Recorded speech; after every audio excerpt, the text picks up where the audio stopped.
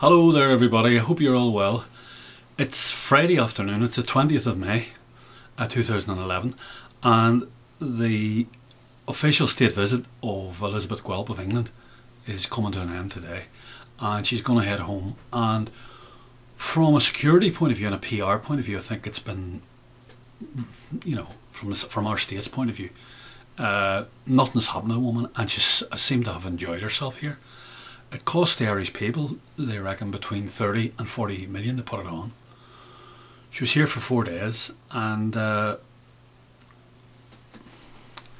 listen, who's to say? I don't know if it increases tourism.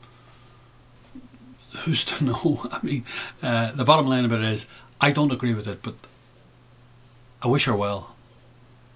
I don't wish anybody ill. I wish her well. Hope she goes home safely. And hope she encourages lots of her subjects to come to Ireland for their holidays and spend some of their money, because we need it badly. And unfortunately, that was the bankrupt to what went on.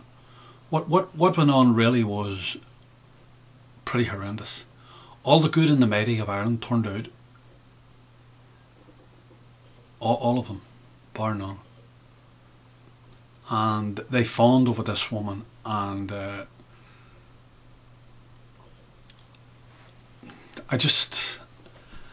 I hate hypocrites, I hate hypocrisy, and it was hypocrisy in the extreme. I thought it was anyway. These are people bowing and scraping in front of this woman, and like, the whole thing is anachronistic. We live in a modern 21st century, 20th century actually, republic. And great men and great women died to bring it about. It didn't come about by accident. And I just found some of it offensive, personally offensive, what went on. But it's an irrelevancy. Our state invited her here. It's to add to the CV of our president, the highest paid president in the world, MERRILL, who up until a few years ago was earning the best part of €500,000 a year on a massive pension and an extended expenses arm, which really ran into millions and millions of euros every year. Millions. And so this is part of her CV, and I just think the whole thing, there was aspects of it I just found pretty revolting. There was a big group of people from the north of Ireland came down. A lot of them people I wouldn't agree with their politics, but they were democratically elected people, and they came down. But there were a lot of hangers-on, like elements from the UDA, who by any standard, I personally, it would be like having the worst elements of Sinn Féin there. These people are dripping in blood. These people, like a few years ago, were run about murdering people willy-nilly for no other reason, and they didn't like them politically or their religion. And they were there sitting in the audience and are being held up as sort of figures to be admired and figures to, well, I don't see it that way. And I just think it's a sad reflection, the whole thing. I just find it offensive, personally. Anyway, I don't want to go on about it. The bottom line is, she's going to leave. She's leaving this evening. She's going to Cork, I understand. Then she's going home. And I hope, and I'm sure she was quite aware, quite cognizant that even though she was very well treated here, and the whole thing looked splendiferous to me on the television, what little bits I saw of it, I'm sure that she was quite cognizant that she was in a bankrupt state. So I just want to refer you to a couple of things very, very quickly. The first one is a Merrill Lynch report from last year, the investment bank Merrill Lynch, and I'm not too sure who employed them on this particular thing, because I know they're employed by the Irish government, but I don't think that the Irish government would like them saying this about our state. But however, this is, I think this is from a general EU perspective. A section of Merrill Lynch put this report together, and it's fascinating. In terms of the dissemination of wealth within EU society at large, Ireland is #1 for the inequality of the distribution of wealth. And when you go down to, this is just a one page, it's a brief report, it's a précis of a bigger report. And what they've done is that they've précised it down into one page, so it's quite easy to read. And if you go to the bottom of paragraph 5, you'll see a fascinating fact. 1% of the population of Ireland, that's 40,000 people, 1% of the population of Ireland control approximately 34% of the disposable wealth of this country. There's one for you. That's even more than in America. That's even a greater disparity that exists at the home of international capitalism, America. So the Americans have a bit of catching up to do with the Paddies, except they're not quite bankrupt yet. We are. And then, having looked at that, I've put a link up there, have a look at that, the MERRILL LYNCH report. Go and have a look at the CSO report, which deals with our external debt. And it's quite an indictment. And you can see why and what they're doing. Because up until about 6 months ago, it was manageable in the sense that if you saw the figures, you could sort of reconcile them against our GDP and our GNP, and you could say, well, we're not really in such a bad state. And now you see the reality, the S has hit the fan in real terms. And when you go to it, I've put it up here and you can see it. It says a quarterly international investment position and external debt for the 30th of September, because obviously I told you they're trying to plumose these figures and trying to, make us and distort them as far as possible. They can't really. I mean, the figures are there. They've introduced a new line, this monetary authority line, and they've loaded a lot of debt into it. But the monetary authority, the top two lines are what concerns us, really, as the people of Ireland.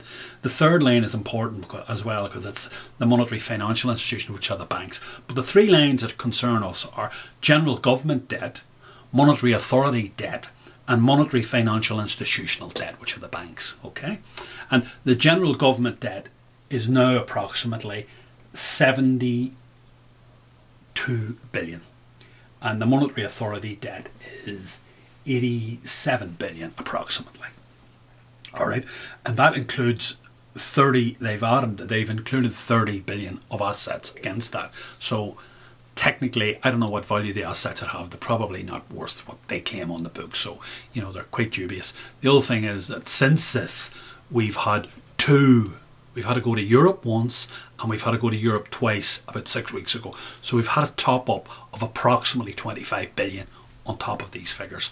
So the real figure should be around about 180 to 190 billion for the top two. The top two lines are general government debt, which is obviously the state debt, and then you have this separate monetary authority. Now, the monetary authority of Ireland is the government. It's not a monetary authority separate. It is the government. The government is entirely responsible for the monetary authority. The monetary authority is the National Treasury Management Agency. It is run entirely by the government. Our Ministry of Finance appoints every single person that's in that National Treasury Management Agency. All right?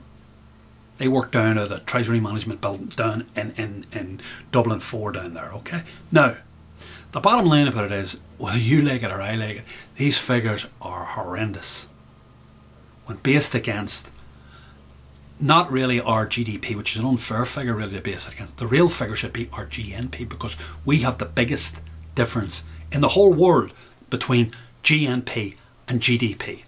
Our GDP generally every year is, at the present moment, is around about 160 to 170 billion.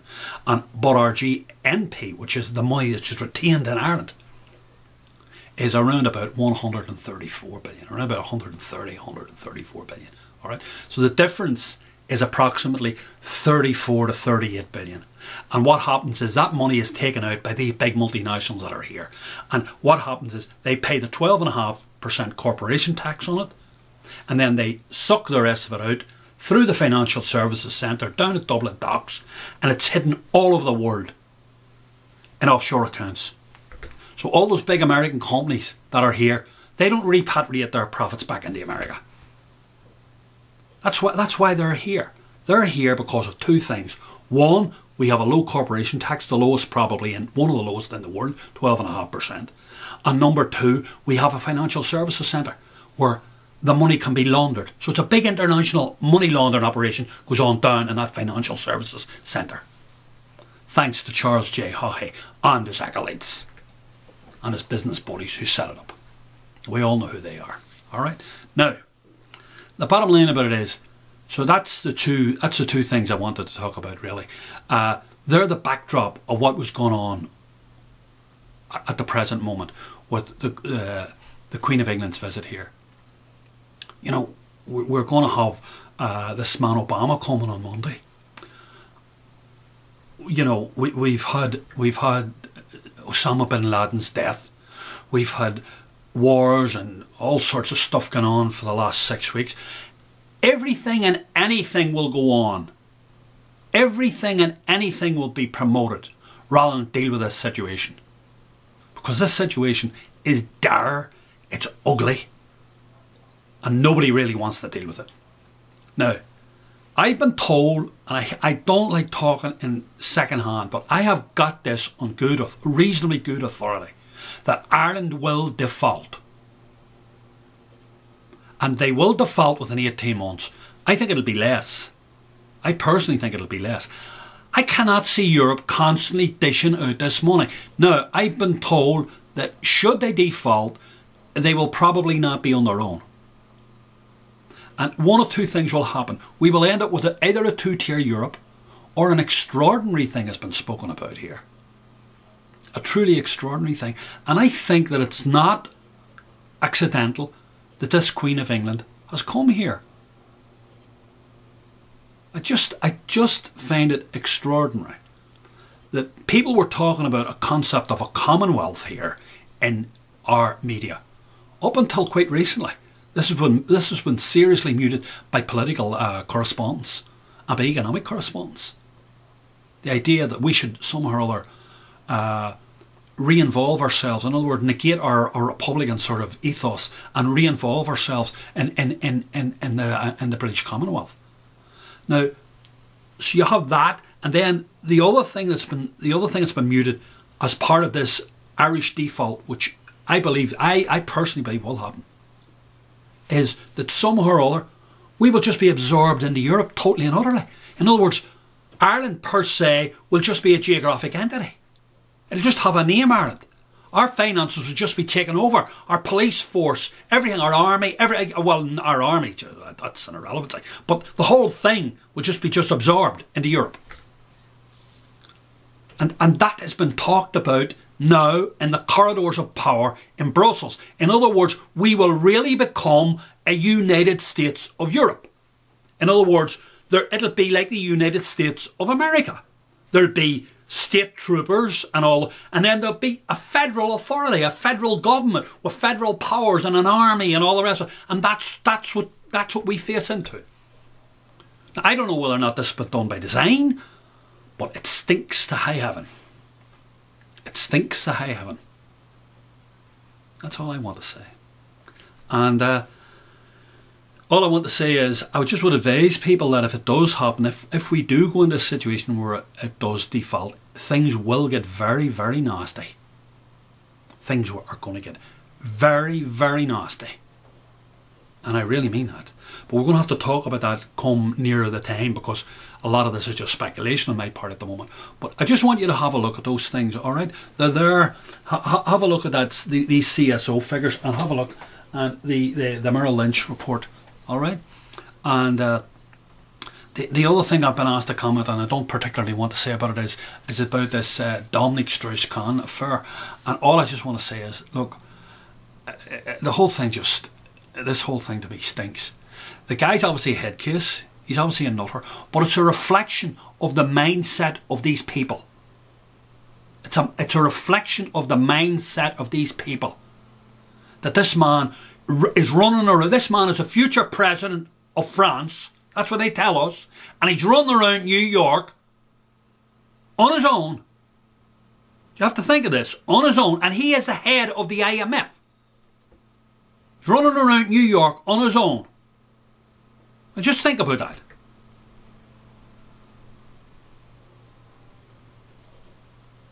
Just think about that for a second. Just completely on his own. So he has obviously done what has been going on loads of times before. He's obviously done many times he's done this sort of stuff. And got away with it. And he got away with it because when you're in that inner sanctum, you can do anything when you're in that elite. You can do anything. 1% of the people of Ireland own 34% of the disposable wealth of Ireland. That tells you the power and the influence that these people have and what they can do when they want. They can buy, everybody has a price, everybody can just be bought and disposed of. And you can see it. You can see it. That's Elizabeth Guelph came here and they did everything but fucking get down and lick her arse.